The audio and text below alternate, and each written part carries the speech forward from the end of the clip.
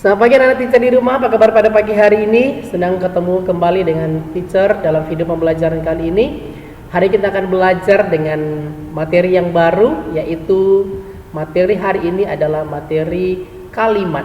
Nah, Mister berharap dengan materi ini anak-anak Mister di rumah boleh memahami apa yang dimaksud dengan kalimat, dan yang kedua memahami bagaimana cara menuliskan kalimat, dan yang ketiga yaitu ciri-ciri kalimat, dan yang keempat memahami struktur atau unsur-unsur kalimat tersebut. Nah, kita mulai dari yang pertama adalah pengertian daripada kalimat. Apa yang dimaksud dengan kalimat? Kalimat adalah satuan bahasa berupa kata atau rangkaian kata yang dapat berdiri sendiri dan menyatakan makna yang lengkap. Nah, biasanya kalimat ini bisa kita sebutkan kalimat adalah susunan kata-kata atau rangkaian kata-kata yang memiliki makna. Ya. Langsung kita masuk kepada ciri-ciri kalimat tersebut.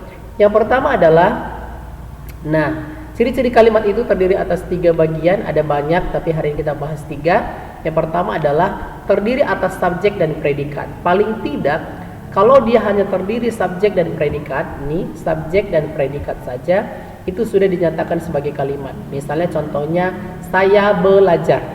Saya itu adalah subjek, predikat itu belajar. Itu juga sudah termasuk kalimat, ya. Terus yang berikutnya adalah, dan lebih lengkapnya kalimat itu biasanya terdiri dari subjek, predikat, objek, dan keterangan.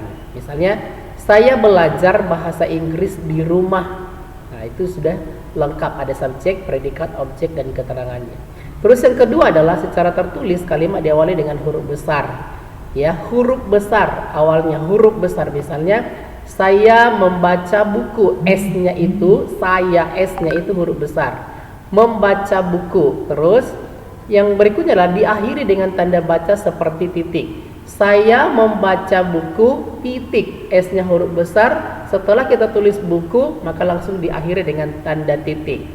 Terus kalau ada kalimat tanya, siapa namamu? Biasanya di belakangnya diakhiri dengan tanda tanya. Terus tutup pintu itu biasanya kalimat perintah dan biasanya diakhiri dengan tanda seru. Nah, yang ketiga adalah sebuah kalimat yang memiliki lebih dari satu klausa menggunakan kata hubung. Ya, contoh misalnya begini, saya belajar bahasa Inggris dan belajar bahasa Indonesia. Jadi ada kata dan di situ, itu merupakan kata penghubung, ya. Untuk lebih lengkapnya kita masuk kepada unsur-unsur kalimat tersebut. Yang pertama adalah subjek. Subjek itu artinya kata benda dalam sebuah kalimat yang dapat berupa nama orang. Nama orang misalnya Rio, ya, Dodi, Denny, Kiki, dan lain sebagainya. Hewan, ya, nama hewan berarti harimau, tupai, bebek, ya. Terus benda, sapaan, dan lain sebagainya. Ya, langsung kita masuk ke contoh. Nah, di sini adalah contoh subjek dalam sebuah kalimat ditandai dengan kata tanda yang dicetak tebal. Maaf, di sini tidak ada tanda cetak tebalnya. Ini ada saya tandai nih, ya. Rio adalah teman kami, maka Rio ini disebut sebagai subjek.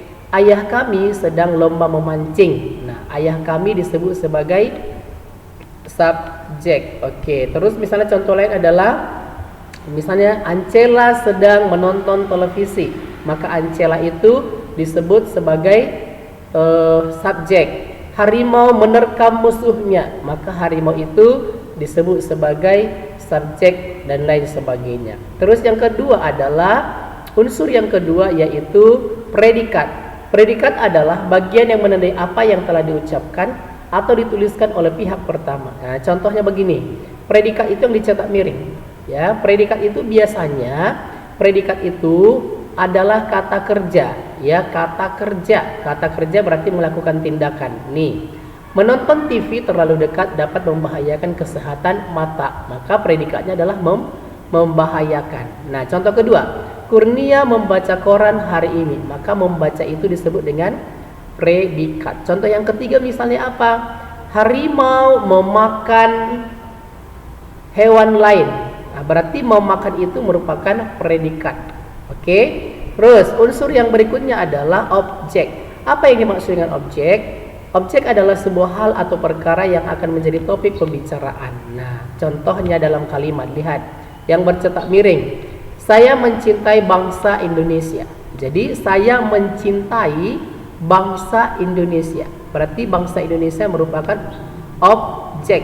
Terus kami menggerek bendera merah putih. Berarti bendera merah putih ini merupakan objek, ya. Saya itu, saya ulang, saya itu subjek, mencintai itu predikat, bangsa Indonesia itu objek. Kami itu subjek, menggerek itu predikat, bendera merah putih itu objek. Oke, kita lanjut ke terakhir adalah keterangan. Keterangan merupakan bagian frase verbal yang membuatnya menjadi predikat lengkap dalam sebuah klausa. Contohnya, biasanya keterangan ini terdiri atas dua. Yang pertama adalah keterangan waktu dan keterangan tempat. Ya, contohnya lihat di sini. Kami merayakan HUT RI ke-76 di sekolah. Kami merayakan, kami subjek, merayakan itu predikat, HUT RI ke-76 itu objek, di sekolah itu keterangan. Atau lebih lengkapnya begini, ibu memasak, ibu subjek, memasak predikat, nasi goreng itu objek, tadi pagi keterangan waktu. Atau kita buat contoh lain, misalnya Yohanes mengendarai sepeda ke sekolah. Berarti Yohanes itu subjek, mengendarai itu predikat, sepeda itu keterangan, sepeda itu objek, ke sekolah itu keterangan. Oke? Itu dia penjelasan singkat mengenai pengertian daripada kalimat, ciri-ciri dan unsur-unsur kalimat. Mudah-mudahan penjelasan ini boleh menambah wawasan dan pengetahuan anak-anak mister di rumah bagaimana cara membuat kalimat yang baik dan benar. Sekian penjelasan mister kali ini. Selamat belajar dan berprestasi.